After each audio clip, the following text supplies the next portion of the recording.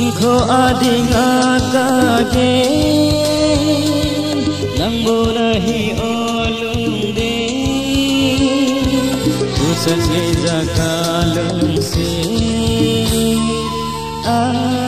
love you Orira I love you Orira I love you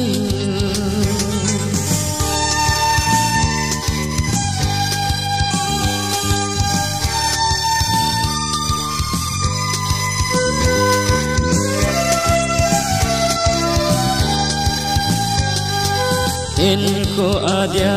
ina kitip na ho Lunglaya amang ko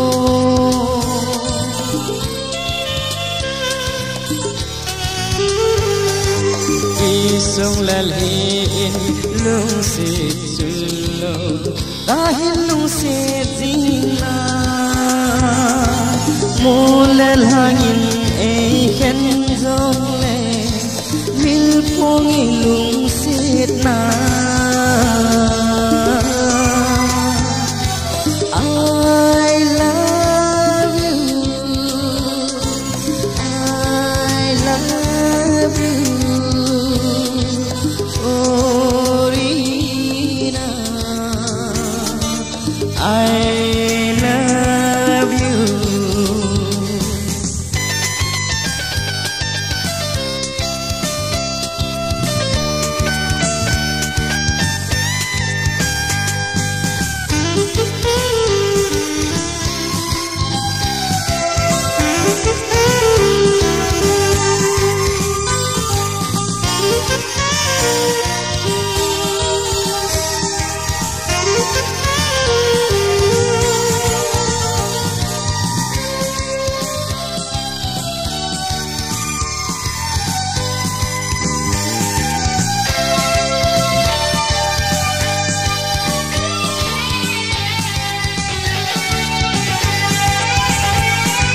Sol hawa noi jana lal puceng ho silungin milpungi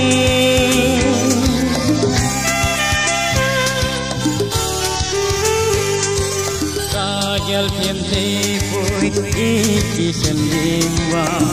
ana esilunga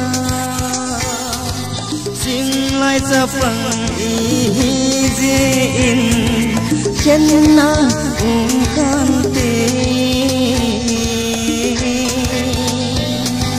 I love you I love you Orina I love you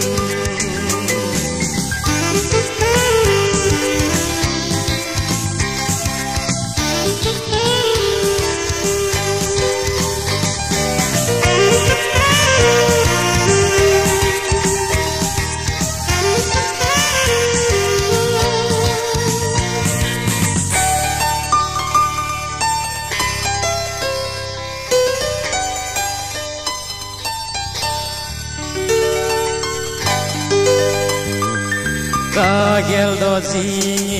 ni vai ana lungin amang theipo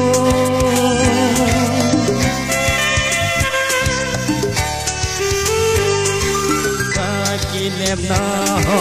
hung thon kanti hi in lai dip ada nei pe hi vui ka mil theipo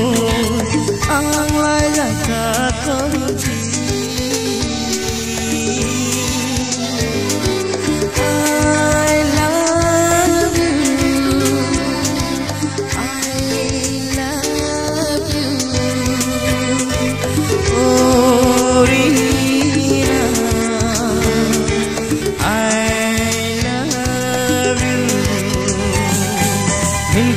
adinga kage nambo nahi dan geza kalung si I love you Arina I love you